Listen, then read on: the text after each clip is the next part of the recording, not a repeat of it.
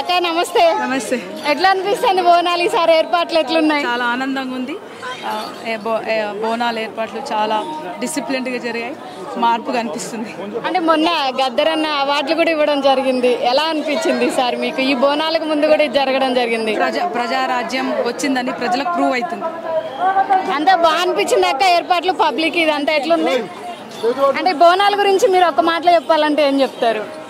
మన తెలంగాణ సంస్కృతి బోనాలు ప్రపంచంలో ఎక్కడ లేని విధంగా ఒక స్త్రీకి ఎవరైతే తన జీవితాన్ని తన కుటుంబం కోసం సమాజం కోసం తను అర్పిస్తుందో ఆ స్త్రీని మనము ఆకులతోని అల్ములతోని సాంప్రదాయబద్ధంగా మన బువ్వ వండుకొని అమ్మవారికి అర్పించడం ప్రపంచంలో ఎక్కడ లేదు, మన భారతదేశంలో ఎక్కడ లేదు. అండ్ ఒక పాట మా కోసం ఏమన్నా ఒక్క 2 లైన్లు. జర చూసుకో తల్లి మాయమ్మ కాలమ్మ, జర అరుసుకో తల్లి మాయమ్మ దుర్గమ్మ. థ్యాంక్ యూ అక్క. గద్దరన్న వాయిస్ మీలో విన్నట్టుగా ఉంది. Thank you so much. పర్లేదు అంటే అన్న బిడ్డగా మీరు ఈరోజు ఈ వాయిస్ మా ద్వారా పబ్లిక్ వినిపించడం మాకు కూడా హ్యాపీ అనిపించింది. మీరు ఇలానే పాటలతో ముందుకు రావాలి, పబ్లిక్లో ఇంకా మంచి పేరు తెచ్చుకోవాలని మేము కూడా కోరుకుంటున్నాం. Thank you. అమ్మ నమస్తే. చాలా చక్కగా నిండుగా బోనం పట్టుకొని ఉన్నారు. అసలు ఈ బోనం ఒక అర్థం ఏంటమ్మా?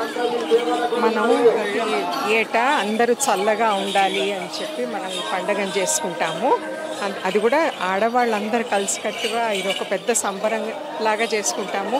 ఇది నిజంగానే ఈ ఏటా ఇంకా బ్రహ్మాండంగా జరుగుతోంది. అందరు ఆడవాళ్ళు కూడా కలిసి చేస్తున్నారు. ఇప్పుడు నేను కూడా ఇందులో పాలు పంచుకోవడం అన్నది చాలా సంతోషంగా. అంటే అమ్మ అన్ని పండుగలు వేరు, బోనం కానీ బతుకమ్మ అంటే తెలంగాణ వాళ్ళకి పెద్ద పండుగ. అందరు బాగుండాలి, సుఖశాంతులతో ఉండాలి, ఆరోగ్యంగా ఉండాలి అని చేసుకునే పండుగ ఇది. అమ్మవారిని కొలుస్తూ ఆ మహాతల్లిని తన ఆశీర్వాదాన్ని కోరుకుంటూ పిల్లల్ని కూడా చక్కగా చల్లగా చూడమని చెప్పి కోరుకుంటూ